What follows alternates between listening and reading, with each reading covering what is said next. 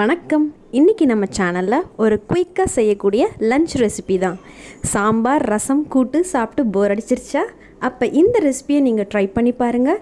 ரொம்ப சுலபமாக சீக்கிரமாக செய்யக்கூடிய லஞ்ச் ரெசிபி. நம்ம பசங்களுக்கும் ஸ்கூலுக்கு லஞ்ச் பாக்ஸ்க்கு ரெசிபி ரெடி பண்ணணுன்னா இதை ட்ரை பண்ணி பாருங்கள். ரொம்ப டேஸ்டியாகவும் இருக்கும், ரொம்ப ஹெல்த்தியான லஞ்ச் பாக்ஸ் ரெசிபியும் கூட. வாங்க இப்போ இந்த ரெசிபி எப்படி பண்ணுறதுன்னு பார்க்கலாம். இந்த ரெசிபிக்கு நம்ம சாதம் குழையாமல் உதிரி உதிரியாக இருக்க மாதிரி சாதம் இருக்கணும். அப்போ தான் நல்லாயிருக்கும்.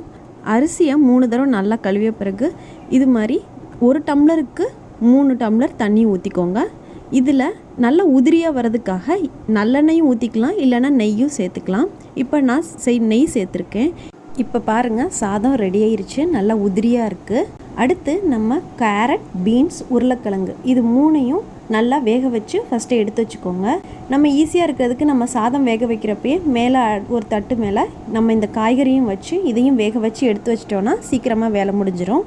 அடுத்து இந்த ரெசிபிக்கு அரைக்கிறதுக்கு என்னென்ன தேவைன்னு வாங்க பார்க்கலாம்.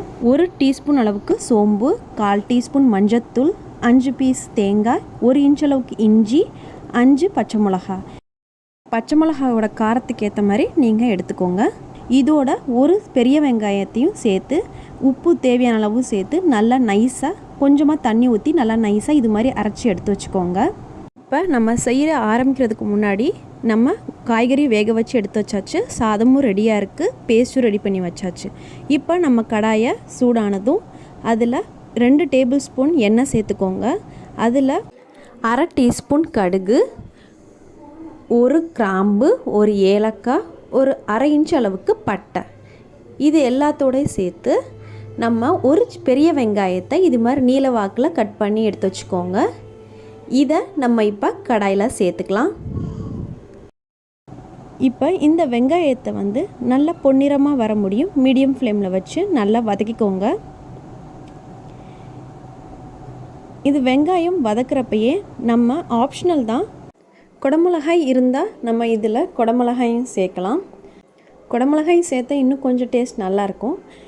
குடமிளகாய் இருந்தால் இது மாதிரி சின்ன சின்ன பீஸாக கட் பண்ணி நம்ம ஆனியன் வதக்கிறப்பயே குடமிளகாயும் சேர்த்து நல்லா வதக்கிக்கோங்க. குடமிளகாய் நல்லா வதங்கணும்.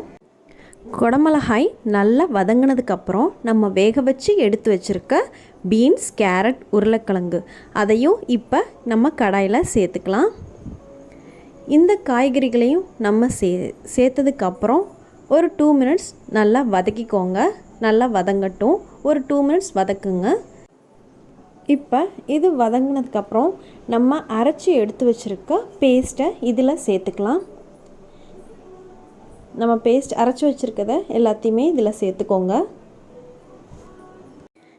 இப்போ இந்த பேஸ்ட் சேர்க்குறப்ப தண்ணி சேர்க்காதீங்க, தண்ணி ஊற்றாதீங்க, தண்ணி பதமாக இருக்கக்கூடாது. இந்த அளவுக்கு பதம் இருக்கணும்.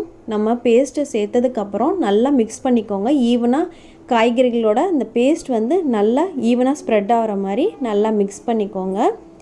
இப்போ நம்ம வேக வச்சு எடுத்து வச்சுருக்க சாதத்தை சேர்க்குற டைம் வந்துருச்சு.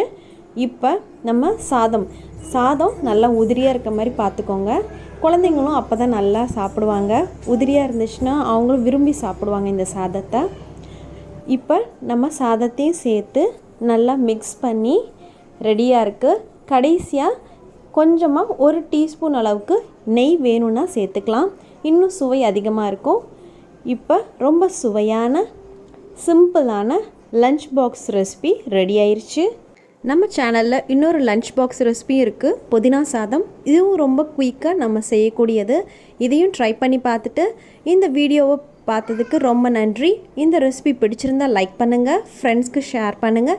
நம்ம சேனலை இது முடி சப்ஸ்கிரைப் பண்ணாதவங்களாக இருந்தால் மறக்காமல் சப்ஸ்கிரைப் பண்ணுங்கள், மறக்காமல் பெல் ஐக்கானை கிளிக் பண்ணுங்கள். அப்போ தான் நம்ம சேனலில் இருக்க புது ரெசிபீஸை நீங்கள் மிஸ் பண்ணாமல் பார்க்க முடியும். நன்றி.